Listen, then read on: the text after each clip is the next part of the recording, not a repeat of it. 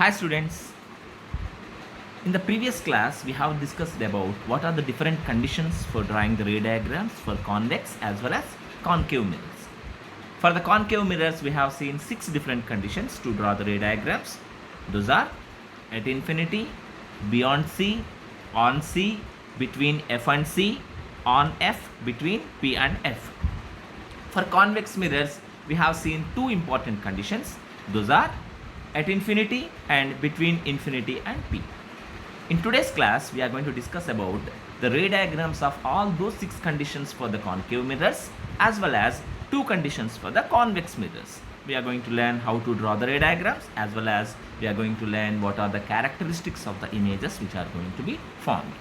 So you have to understand that all the notes which has been taught here has been kept in the description. You can download from there. So let's start the class. Now we are going to discuss about the ray diagrams of concave mirrors. We have discussed that concave mirrors we are going to have 6 different conditions. This is a concave mirror. This is principal axis P, F, C. Our conditions are: first one is at infinity, second one is beyond C, third one is on C, fourth one is between F and C, fifth one is on F, and sixth one is between P and F. And we are going to draw the diagrams by using the rules of drawing the ray diagram. So first ray diagram is when the object is placed at infinity. Okay, I already told you that infinity, whenever the rays are going to come from infinity, those rays are called parallel beam of light. Okay, see, this is a concave mirror. Now this line is principal axis P, F and C. I told you when the object is placed at infinity, you are going to have parallel beam of light. Those lines are parallel to the principal axis.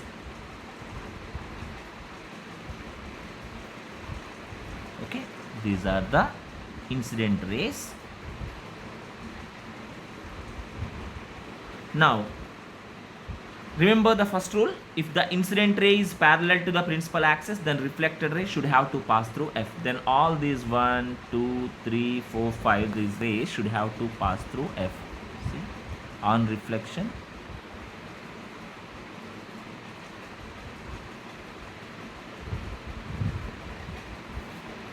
and our third condition says if the incident ray passes through the principal axis, then reflected ray will be bounced back onto the principal axis.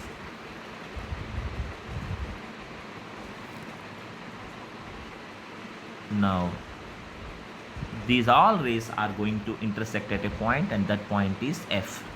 Okay, now where the image is going to be formed? Image is going to be formed on F. You have to understand that this image is highly diminished point image. As the image is formed in front of the mirror, it is called as a real image. Okay, we already told you that real image can be caught on the screen. That means if you are going to hold a piece of paper here, you can catch the image of the sun there. That's why point number 1 is image is formed on F. Point number 2, it is highly diminished point image is going to be formed. And the characteristic number 3 is it is real. You always remember, if it is real, then always inverted. Real image is always inverted, that we have studied. So this is our first condition: when the object is placed at infinity, image is going to be formed on F. Now we will move on to the second condition, that is beyond C. So how the image is going to be formed when the object is placed beyond C? See, this is our concave mirror. The principal axis P, F and C. So this is concave mirror. Now I told you that object is placed beyond C. So this is our object. Always the first ray is parallel to the principal axis. You draw like that. It is parallel to the principal axis. This is our incident ray. Now tell me, if the incident ray is parallel to the principal axis, then reflected ray should have to pass through F. So this is our reflector ray. Now the second ray you can draw by using this technique. If the incident ray passes through F, then reflected ray will be parallel to the principal axis. This is our rule number 2. See, there are two reflected rays here. This is reflected ray number 1 and this is reflected ray number 2. These two are going to intersect at a point. This is the point, and here we are going to have the image. So this is our image. So could you please tell me what are the characteristics of the image? Where the image is formed? Tell me first where the image is formed. Image is formed between F and C. Image is formed between F and C. Second one, what type of image is going to be formed? Is it real or virtual? Obviously it is the real image, as it is formed in front of the mirror. It is real and inverted.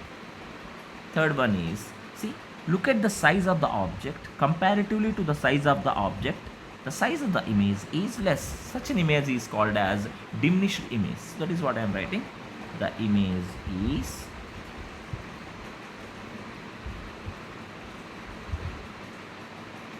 diminished. Now we are going for the third condition. What is our third condition? On C, when the object is placed on C, where the image is going to be formed. This is our concave mirror. Now I am going to draw the principal axis. This is P, pole F, focus C, center of curvature, and this is the place where I am going to place the object. So where the object is placed on C. First rule, parallel to the principal axis should have to pass through F. See, now if it is passes through F,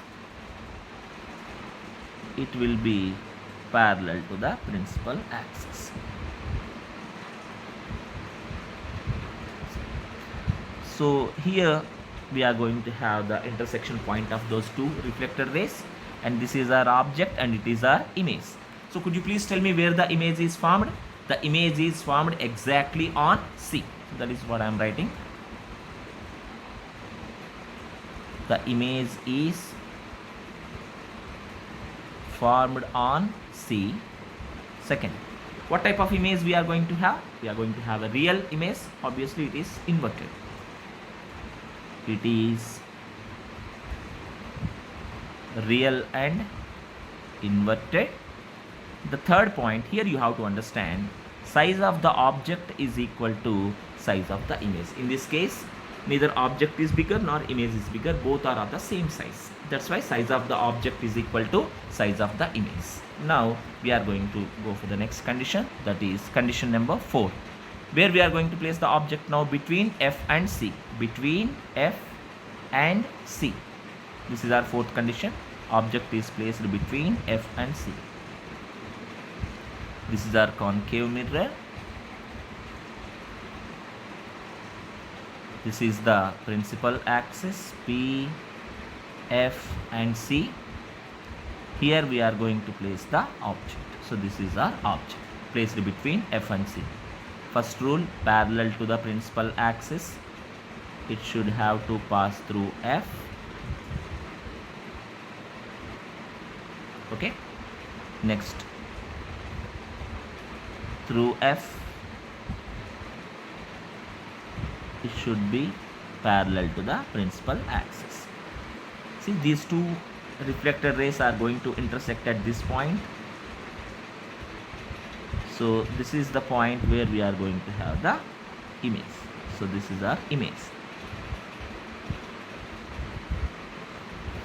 Okay, now tell me where the image is formed. The image is formed beyond C. So that is what I am writing here. Image is formed beyond C. Have you noticed one thing? When the object is placed beyond C, image is formed between F and C. When the object is placed between F and C, image is formed beyond C. The second one, again it is inverted, that's why it is a real image. It is real and inverted. The third point, you compare the size of the object and size of the image. The image size is bigger than object size. That's why it is magnified. The image is magnified. Now look at the fifth condition. When the object is placed on F. Now the fifth condition is we are going to place the object on F. Now this is our concave mirror. Now this is our principal axis, P, F and C. Now here we place the object exactly on F. Parallel to principal axis, should have to pass through F. Okay. And we can use the fifth condition, angle of incidence at the pole is equal to angle of incidence at the pole is equal to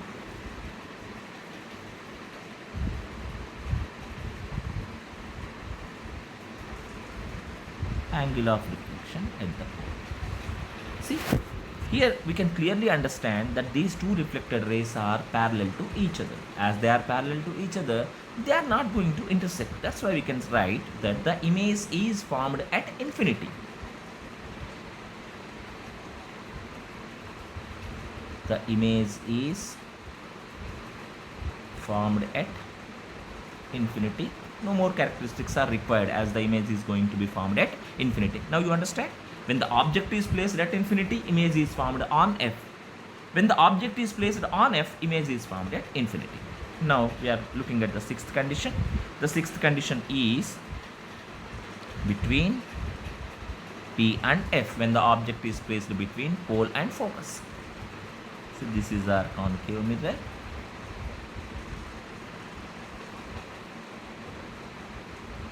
So this is the principal axis, P, F and C.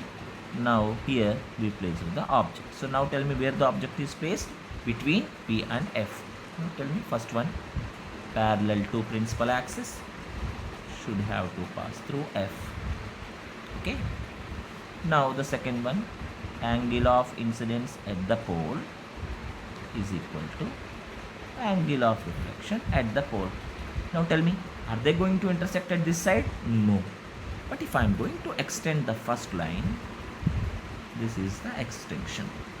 If I am going to extend the second line, second reflected ray, this is the extension. Now clearly we can understand that these two are going to meet at a point, at this point. It means this is the place where we are going to find the image. See, this type of image is what we call as virtual image, because the image is formed behind the mirror. As the image is formed behind the mirror, such type of image is what we called as virtual image and erected image. Now tell me where the image is formed. The image is formed behind the mirror. It is virtual and erected. Now could you please comment upon the size of the image? The image size is bigger than the object size, that's why it is magnified. See, concave mirror can form virtual image only at one condition, that is between P and F. In all the conditions it will form real image. Now we are going to see the ray diagrams of the convex mirrors. I told you already, in convex mirror you are having to have only two diagrams. The ray diagrams of convex mirrors. We have only two conditions. First one is at infinity, when the object is placed at infinity. Could you please see when the object is placed at infinity? This is the convex mirror P, F, C. See, for this mirror you have to place the object on this side. So as I told you that object is placed at infinity, we are going to have parallel beam of light.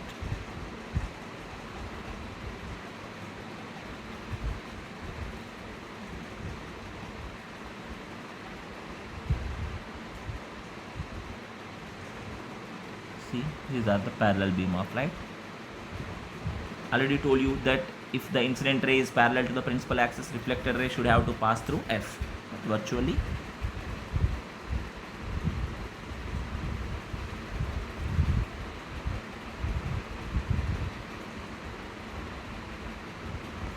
See, through principal axis, it will bounce back.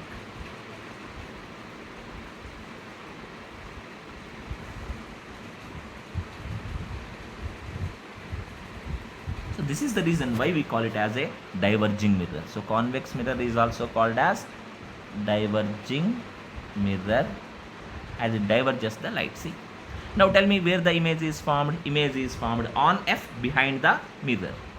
Image is formed on F behind the mirror. Now tell me, if the image is behind the mirror, that image is what we called as virtual image. So virtual image is formed. Okay, and obviously it is erected. And the third one is, it is a highly diminished image.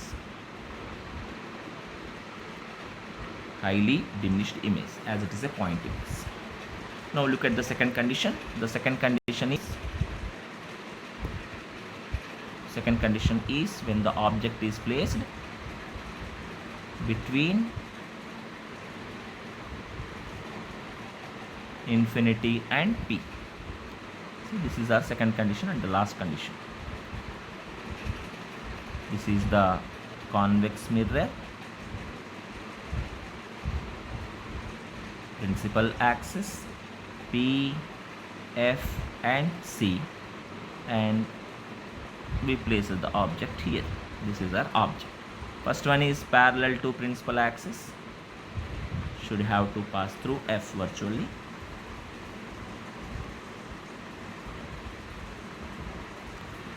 And we can use another condition. Angle of incidence at the pole is equal to angle of reflection at the pole.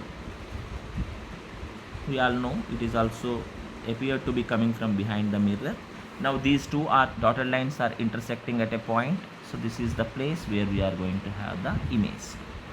So could you please comment upon the size of the image? It is diminished, it is virtual, and image is formed between P and F behind the mirror. So image is formed between P and F, that is behind the mirror. The second one is, it is virtual and erected. Third one is, see, look at the size of the object as well as the size of the image. Comparatively, size of the object, size of the image is less. That's why it is a diminished image. Okay, these are the ray diagrams for the convex as well as concave mirrors and their characteristics. In the next class, we are going to discuss about the mirror formula experiment, the magnification